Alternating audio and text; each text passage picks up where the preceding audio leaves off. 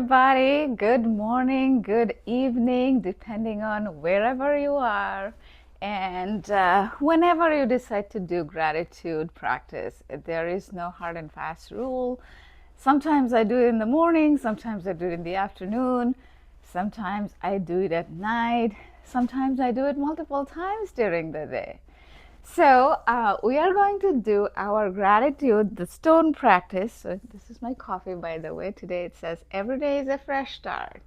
Perfect for a gratitude practice day. Okay, sorry about the sound. So, we are going to get started right away. If you are new here, what we do is we pick three different stones, and each of the stone has a word written on it. And I say a little gratitude in my life about that word. So I also don't know what the words are gonna be, and that's the fun part. And I do it every Thursday.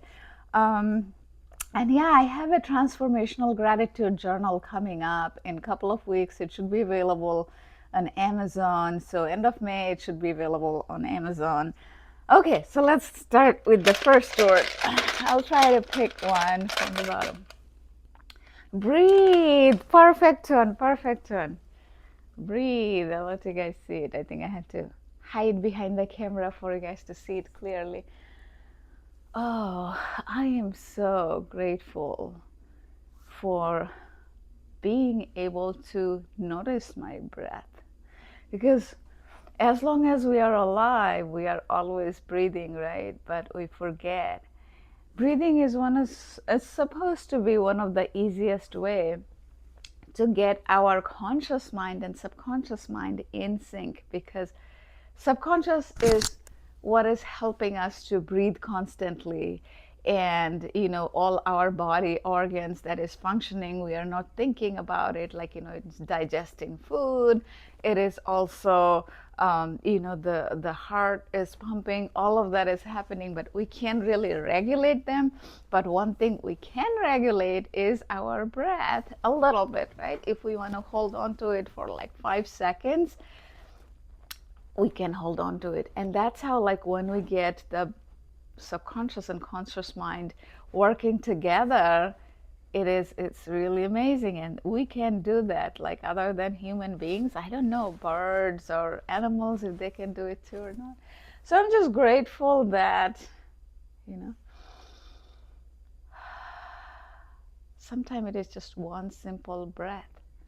That is what it takes to feel calm and feel grounded throughout the day. If there's any challenging things happening at work or anywhere else, just try to take a few deep breaths. It will calm you down. Okay, so I'm grateful for being able to notice my breath throughout the day multiple times. But again, it didn't come right away. It comes with practice, a lot of practice. So if it resonates with you, keep practicing, and it's amazing. Okay, now the second one. Let's see. Wisdom, wisdom, wisdom. Awesome, awesome. So wisdom, this is very interesting. And to me, that is what always sticks with wisdom. And I'm grateful that this is how, until I get a new story, because I always, as I read, research, I come up with a lot of different stories and understanding that resonates with me, and then I share it with you guys. So Joe Dispenza, he says, I don't know if you guys have heard about him. You can look it up, look him up. He's super popular.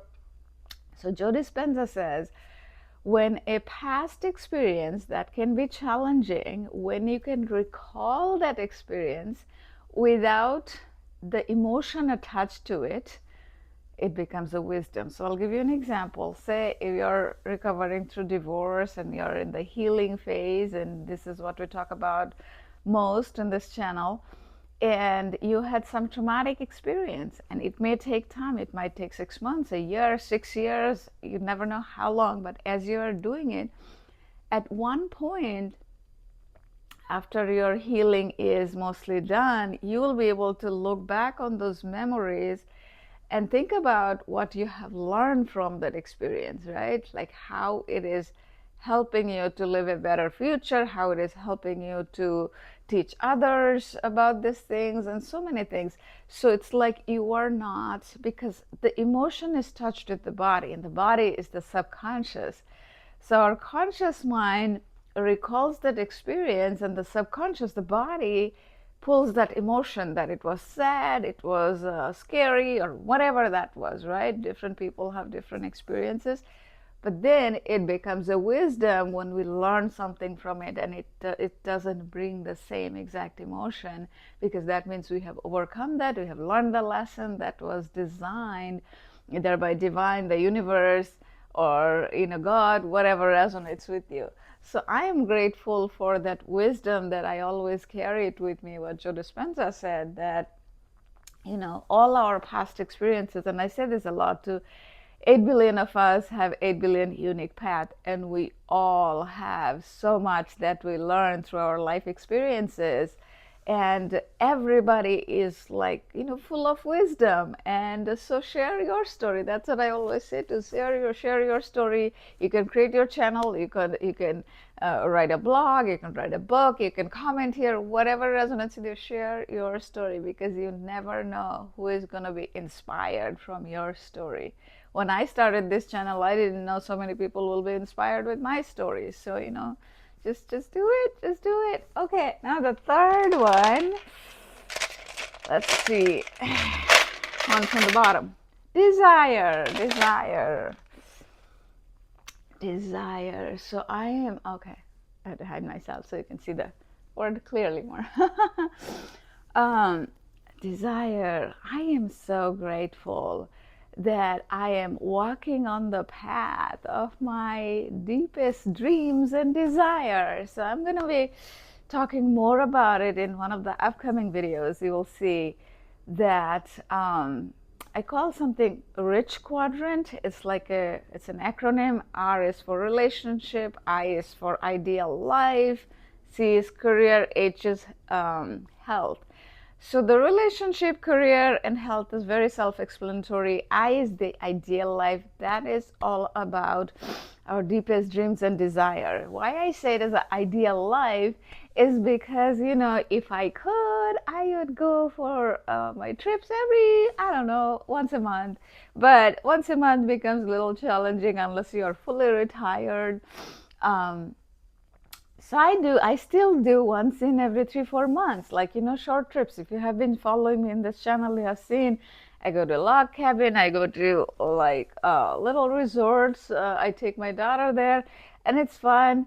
So that is what I'm talking about, because when we are in our deathbed, we won't regret about our career, we won't regret about a lot of other things, but we would regret about, I really wanted to do, and that is the desire, right? That is the desire. That is what I really wanted to do. I wish I spent more time doing this or doing that, whatever that is, right?